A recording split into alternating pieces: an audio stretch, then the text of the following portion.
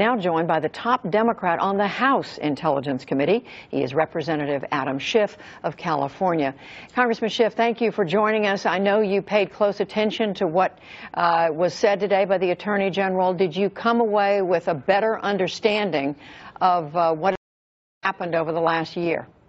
I did, and what was notable to me was the degree to which the Attorney General really corroborated what is, I think, the most significant of the meetings that James Comey testified, and that is he did corroborate that there was a meeting of many people in the Oval Office, and although he didn't say it was at the President's instruction, it was pretty clear that it was. Everyone left the room except for James Comey and the President. And the Attorney General acknowledged that he did linger, that he was one of the last, if not the last, to leave the room.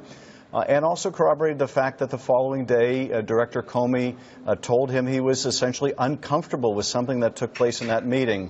That tells me that James Comey's testimony about that meeting is far more accurate than the President's statements about that meeting, because if there wasn't something uncomfortable about it, then why did the director go the next day to the Attorney General and say, don't leave me alone again with the President?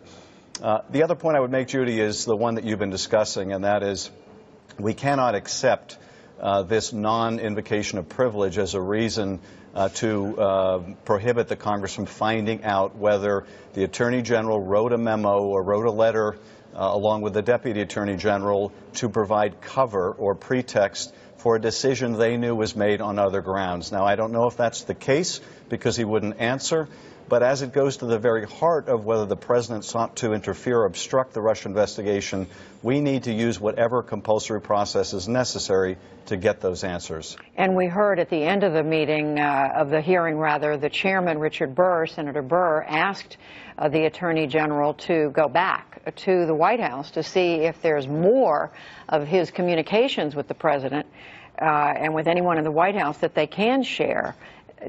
Is that something that you think that's likely to produce some answers? Well, I don't know. I would certainly. So, I will say this in light of the conversation. I would certainly hope so. I will say this in light of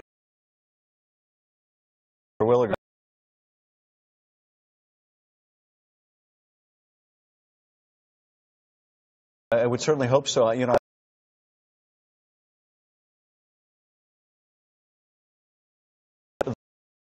The questions that were asked of the Attorney General were all easily anticipated. So there were no surprise questions here. There was no reason why the White House could not have instructed the Attorney General whether they were going to invoke privilege or not. So I don't buy the idea that the Attorney General couldn't know in advance whether he needed to invoke the privilege. They didn't want him to. They didn't want the optic of it, and that's not a good reason for refusing to answer the questions.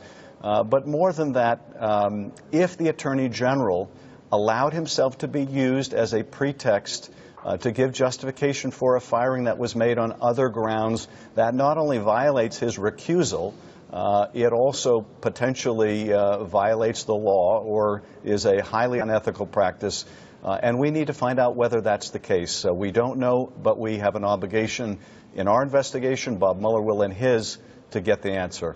Well, how do you get beyond his refusal to answer, though? I mean, if he is saying these were privileged communications that I had that stand on precedent at the Department of Justice, whether they're written down or not, how do you get through that? Well, I think the process, if we're going to live up to our institutional responsibility in Congress, is to go back to the White House and say, we want answers to these questions. Are you invoking the privilege? And if they're not, we need to bring the Attorney General back before either our committee in the House or before the Senate committee and demand answers to those questions. If they do invoke privilege, then we may need to litigate the contours of that privilege. The privilege cannot be used as a shield to protect or hide potential impropriety or illegality. So we may have to go to court to pierce that privilege, but we do need to get to the bottom of this. We have the power as an institution to do it, and I think we have an ethical obligation for the country to do it. Congressman, were you surprised when the Attorney General said that he had not sought any sort of briefing on attempts by the Russians to interfere in the election last year? I was struck by it, certainly during his time in the Senate and as a member of the Armed Services Committee. when we have a hostile power, Russia, interfering in our internal affairs. You would think he would have an interest in that. But more than that, it was an echo of Director Comey's testimony also, that the president showed no curiosity, no interest, no concern over the Russia hack. The only element of it that concerned him was how it might impact him personally. That says, I think, a lot about where the president is coming from, but it was quite jarring, given this was an attack on our democracy by a foreign power. Congressman, another thing I saw late this afternoon after the hearing concluded that Senator Dick Durbin, who of course is in the leadership among Democrats in the Senate, was saying that the Attorney General should step down based on his testimony today, in his performance in office. Would you go that far? Well, I would want to pursue two things before I would be prepared to go that far. The first is to do whatever investigation we need to do to find out whether his testimony today about what happened or didn't happen at the Mayflower is accurate and can be corroborated or wasn't accurate, in which case we do need to consider the remedies that Dick Durbin talked about. But also, we need to get answers to the questions about what went into the firing of Director Comey. And if he refuses and doesn't have a legal basis to do so, then again, I think we may end up where Senator Durbin is. At this point, just quickly, Congressman, are you optimistic that Congress, your committee, the Senate committee, are eventually going to get to the bottom of this? Well, you know, I certainly hope so. I think we have to look at this in a very nonpartisan way and try to, as best we can, divorce ourselves of the consequences. But what is at stake here is really our system of checks and balances, and whether we're going to allow an administration not to invoke privilege, but just to say it's inconvenient for us to tell you the answers. It wouldn't reflect well on us, so we're